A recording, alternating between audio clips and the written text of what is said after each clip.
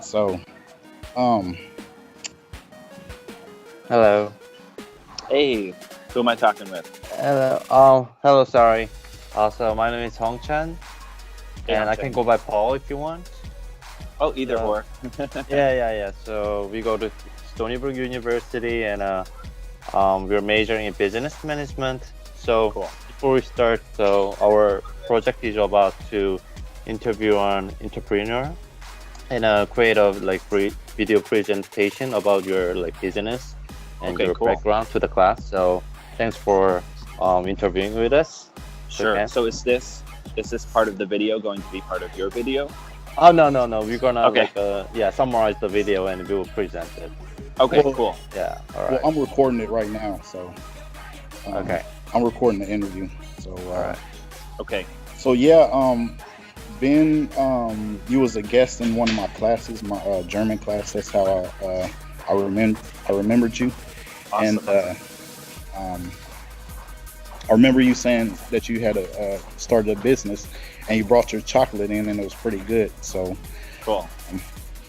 I guess my first question for you is why chocolate? I do get that question a lot, and that's a very valid question. Um, the original idea was actually for a healthy candy concept. And basically, what I really wanted to do was make the world of candy better.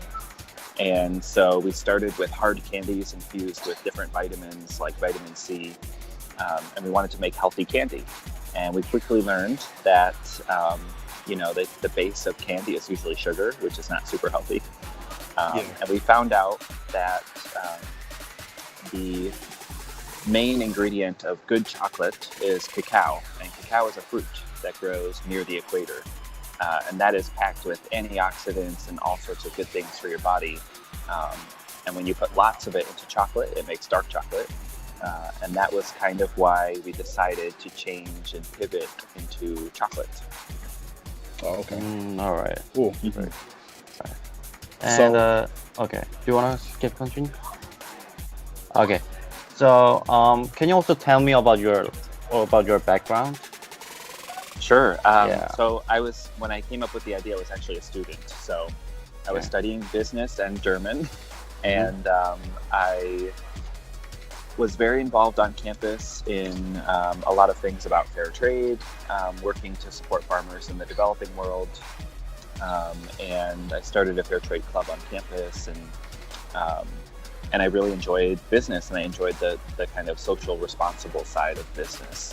And so my background really came from the fair trade world and supporting farmers. And then it wasn't until later in college that I decided to kind of put that work into action. Okay. Okay. All right. So I read on your LinkedIn, right, that you went to Sunny Geneseo, right? Yeah, SUNY Geneseo. Okay. Sorry. And did you work for the State Department before you decided to go into to business for your own entrepreneurship? It was actually right after college that I took that fellowship with Congress to live in Okay. Germany for a year. So it was actually almost, ironically enough, it was right around the same time that I was starting chocolate. And then I was about to graduate, and I had a couple of months, and I decided to experiment with chocolate a little bit. So we did 2 months of test production and test sales. And then I still moved to Germany for a year for a fellowship with the State Department, Okay, cool. Okay. which was hugely okay. helpful in my experience as an entrepreneur. I learned so many things living abroad and studying and working abroad on the fellowship that I think it truly made me a better entrepreneur. And there is actually an article on my LinkedIn that I wrote about kind of what I learned in Germany and how it made me a better entrepreneur. So if those answers help you, you could also look at that article. Okay. Okay. That's great. I also lived in Germany for 7 years. I was Oh my gosh, no way. Oh. I was in Bamberg near Nuremberg. Oh my gosh, that's incredible. What were you doing there for 7 years? I was a soldier. I was in the military. That's incredible. Oh, Wow, that's wow. incredible. Good for you, Caleb. Okay. Thank you. Did you love it? I did, yes. Good. I got my wife is German, so Oh my gosh, I plan, yeah, and I plan on going back. So that is so yeah, funny. that's why I'm learning German and all that stuff right now. Good for Learning you. how to Good. be Yeah, an keep it up. entrepreneur, you know, That's cool. because I want to do real estate there and all that stuff. So yeah, Awesome. I mean, that's an awesome path to take, and good for you on the German. Keep it up. thank you. It's not easy. I know it's Danke. not easy. Cool. And can you also tell me about the like what factors made it possible to grow the venture or like business? Yeah, I would say a lot of it had to do with, some of the internships that I did in college were really helpful to get an inside look into business. And really, we were part of an entrepreneurial training program at SUNY Geneseo, and that was hugely helpful to help us write a business plan and learn how to pitch to investors and pitch to different competitions, which is how we actually earned some of our first seed money to start the business. So that has been really helpful. And I think honestly, just having a really open mind and a willingness not to really quit when things get hard. Those are a couple of things that really help along the way, because there are some days where you stop and think like, maybe I don't want to do this. Maybe it's time to turn around and get a real job. So sometimes it's really hard, but I think one of the best things is to make sure that you have with you is an open mind and the push to keep going. Okay. Oh, and mentors, I would say. Mentors are Mentor. Okay. because they're not only helping you professionally, but also personally. Entrepreneurship is such a personal and kind of lonely journey too. So there's so much intersection between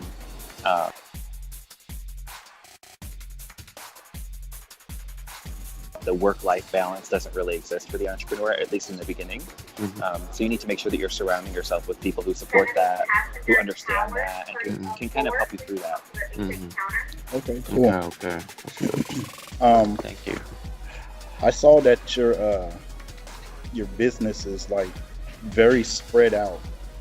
Yeah, I know. That's Like you have some stores here. You have a whole bunch of stores in Long Island, or stores that take your product, and you have like a whole bunch of stores that take your product across the United States. How'd you get that to happen like this? Yeah. So, the reason that there's heavy focus on New York and Long Island, of course, is because that's where I live. Yes. That's where I'm able to go knock on doors and drop off samples and meet with people and kind of share the story, and in hopes that they will carry the product. And then the other kind of random locations that carry our chocolate are people that I've met at conferences or at events or on my travels, who I was lucky enough to share the story with and start the conversation and really ask them to give our product a shot on their shelf. Okay. So those are mostly just from like travels and interacting with people in different parts of the country. Okay. Yeah. Okay. Okay, cool. Like as you can see, I'm in an airport right now, so Right. I love to travel, and I Pushing think great. that's product so important. now. Yeah. Yeah. You always have to be representing, wherever you go, and not to be like pushy about it, but to find the opportunities where, when you meet someone and they want to know what you do, you happily and proudly tell them. Okay, cool. Yeah. So, Han-chan, you got anything else that you want to add? Or? Yeah, sure. I have one last question. Like, Sure. Did you find anything like difficult? Did you go hardships when you're doing your business? Good question. Yeah. I do every day too, to be clear. But some of, especially in the beginning, for the first year, we were producing everything in a commercial kitchen ourselves. Yeah. So I spent many late nights with a hairnet on in a kitchen making chocolate, which is not something that I'm very good at. So it was just something that you have to do to kind of make it happen and to get the product out there. And that was really hard. I think some of the other challenges that we experience are working in the food industry.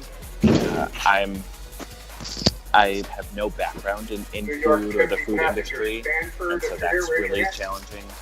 I think those are probably two of the biggest challenges. The operational part of it, like actually producing and selling the product, and then the other being starting into a new and very competitive industry. Yeah. I see chocolate everywhere. Yeah, I know. Yeah, So, it's very saturated. Congratulations to you to breaking it out into a hostile environment. Yes, yeah, to say the least, right? Yeah. Thank you, Caleb. So, It's really great. other than that, Ben, we thank you for your time, man. Of course. Yeah, we really thank you for your time. We really appreciate it. Yeah, Thank you and so please, if you have more questions, like just send me an email, and I'll just, I can write something back if you need me to fill in any blanks or anything. Okay. Thank you so much. Appreciate it and wish you Cool. best on your endeavors in the future. Thanks, you Yeah. guys. Good luck on the project, and good Thank luck you. in school. Thank you so All much. right, man. Thanks. I'll be All back. right, The German, thank you. Caleb. Have All fun. right. Okay, bye, guys. Bye bye.